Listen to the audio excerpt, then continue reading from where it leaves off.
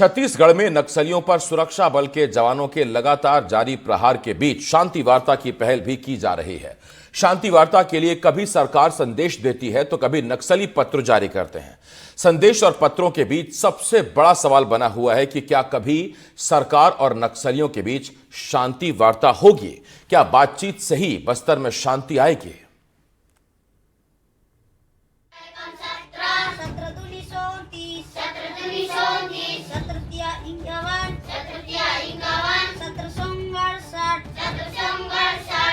जंगल में बसा गांव और उम्मीदों का पहाड़ा पढ़ते बच्चे। बस्तर संभाग के बीजापुर जिले का मुंदवेंडी गांव छत्तीसगढ़ के भौगोलिक नक्शे का महज एक हिस्सा नहीं बल्कि नक्सल हिंसा के दंश का दस्तावेज है।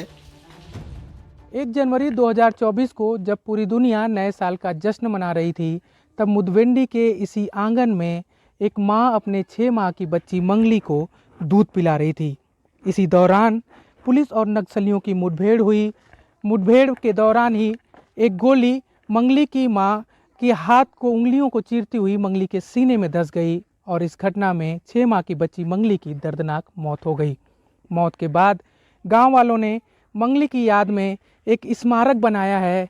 स्मारक में लगे पत्थरों को अगर कोई पढ़ना चाहेगा तो उसमें बस्तर के मंगली जैसी तमाम आदिवासियों की जिंदगियां और उनकी अपनी कहानियां और नक्सल हिंसा के दंश झेल रहे लोगों की कहानियां नजर आएंगी। साल 2024 में ही मुंदवेंडी गांव में 20 अप्रैल को आदिवासी युवक गढ़िया पुनेम और 27 जुलाई को 10 साल के हिडमा कवासी की मौत नक्सलियों की बिछाई आईडी पर पैर पड़ने से हो गई। साल 2025 मार्च महीने में बीजापुर के उसूर की सुशीला सोढ़ी की मौत आईडी पर गलती से पैर पड़ने से हो गई। इसी महीने उसपरी गांव में 28 साल की सरस्वती ओयाम आईडी ब्लास्ट में बुरी तरह घायल हुई। ये गांव नक्सल हिंसा के दर्द को समेटे हैं। यहाँ के लोग जंगल में बारूद पर चलते हैं। इधर तो अभी जंगल घूमने में भी दिक्कत हो रहा है। ये जंगल में आईडी क्या क्या लगाते बम पुलिस के नाम से रखते। हम लोग उधर जंगल में घूमने से हम लोग फंस जाते हैं। नक्सल हिंसा के बावजूद भारत सरकार का लक्ष्य 2026 तक नक्सलवाद का समाधान करना है। पिछले 15 महीनों में सुरक्षा बलों ने नक्सलियों पर ताबड़तोड़ हमले किए, लेकिन इसी दौरान नक्सली भी अपनी ताकत का गाहे बगाहे एहसास दिलाते रहे हैं। 2024 में नक्सलियों ने 74 लोगों की हत्या की, जिसमें 64 को पुलिस मुखबिर बताकर मार दिया गया। जनवरी 2025 से मार्च 2025 तक सुरक्षा बलों ने 133 नक्सलियों को मारा। जनवरी 2024 से 20 मार्च 2025 तक 350 से ज्यादा नक्सली मारे गए। 31 मार्च 2025 तक सुरक्षा बलों के 31 जवान शहीद हुए।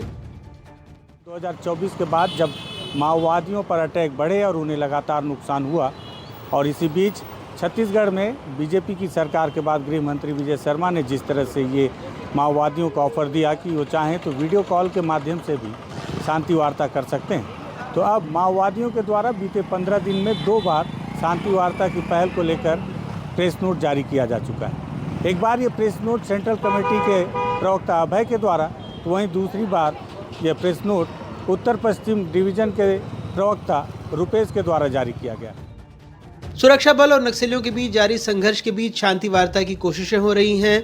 नक्सलियों ने हाल में 2 खत जारी किए, जिनमें बातचीत का माहौल बनाने की बात कही गई है। मैं इसीलिए कह रहा हूं कि कोई टीम किसी की प्रतीक्षा न करे। जिनको चर्चा करना है, आगे बढ़ना है, लाइफ सेटल होते तक सरकार खड़ी रहेगी। विष्णुदेव जी की सरकार, वो जैसी चाहे चर्चा करें, हम भी चर्चा के लिए तैयार हैं। मैं बिल्कुल नहीं कह रहा हूं कि वो क्या करेंगे, वो हम स्वीकार भी करेंगे किसी बात को। मैंने प्रारंभ में ही कहा ना, हम उनको कह रहे हैं कि आप कुछ ये करो वो करो, हम कुछ नहीं कह रहे हैं। और ये भी कर रहे हैं कि कह रहे हैं कि चर्चा करने वाले की सुरक्षा की जिम्मेवारी भी ना मैं अपने लिए कुछ बंधनकारी रख रहा हूं, ना उनके लिए कुछ बंधनकारी रख रहा हूं। मैं कह रहा हूं कि अगर आपको बात करनी है तो हम तैयार। शांति वार्ता की कोशिशों का इतिहास देखें तो पिछले कई सालों से इस पर बात हो रही है, लेकिन परिणाम अब तक नहीं मिले। साल 2003 और 2007 के बीच नक्सल संगठन और आंध्र प्रदेश सरकार की सहमति से बातचीत के लिए कमेटी बनी। 2 दौर की बातचीत भी हुई, लेकिन नतीजा नहीं निकला। साल 2010 में कांग्रेस के नेतृत्व वाली यूपीए सरकार ने एक बार वार्ता की पहल की थी। इस वार्ता के सूत्रधार आर्य समाजी नेता स्वामी अग्निवेश थे। बातचीत शुरू होने से पहले जुलाई 2010 में आंध्र प्रदेश के आदिलाबाद जिले में माओवादी प्रवक्ता चेरुपुरी राजकुमार उर्फ आजाद की मौत हो गई। बातचीत का सिलसिला आगे ही नहीं बढ़ा। छत्तीसगढ़ में विष्णुदेव साय सरकार बनने के बाद बातचीत का ऑफर दिया गया। राज्य के उप मुख्यमंत्री विजय शर्मा ने बातचीत के लिए ईमेल एड्रेस और व्हाट्सएप नंबर तक जारी किए। पिछले 15 महीनों में नक्सल संगठनों की ओर से शांति वार्ता के लिए 3 से अधिक पत्र जारी किए गए हैं। ऐसे में सवाल है कि आखिर इस वार्ता में बाधा क्या है। कहीं ना कहीं सरकार जो है वो सशर्त वार्ता के लिए तैयार नहीं है। बार बार सरकार की ओर से ये कहना कि भाई अब हम वार्ता के लिए तैयार हैं, लेकिन आप जो है ना बिना शर्त के आओ, हथियार जो है आप डाल करके आओ और फिर लोकतांत्रिक तरीके से आप अपना मुख्यधारा में शामिल होकर के अपना जीवन जियो। तो कहने का आशय ये है कि जो वार्ता में जो शर्तें आ रही हैं, ये शर्तें कहीं ना कहीं इस वार्ता में सबसे बड़ी बाधा है और यही कारण है कि दोनों अपनी शर्तों से पीछे नहीं हटना चाहते हैं। तो मुझे लगता है कि इसकी गंभीरता पर भी अब सवाल खड़े होने लगे हैं। शांति वार्ता के बीच नक्सल हिंसा में मौत का सिलसिला भी जारी है। सवाल यह है कि ये कब रुकेगा? क्या बातचीत से समाधान होगा? ये अब भी अनसुलझा सवाल है। बस्तर से विकास तिवारी और नीलेश त्रिपाठी के साथ अनुराग द्वारी की रिपोर्ट, NDTV। दुर्ग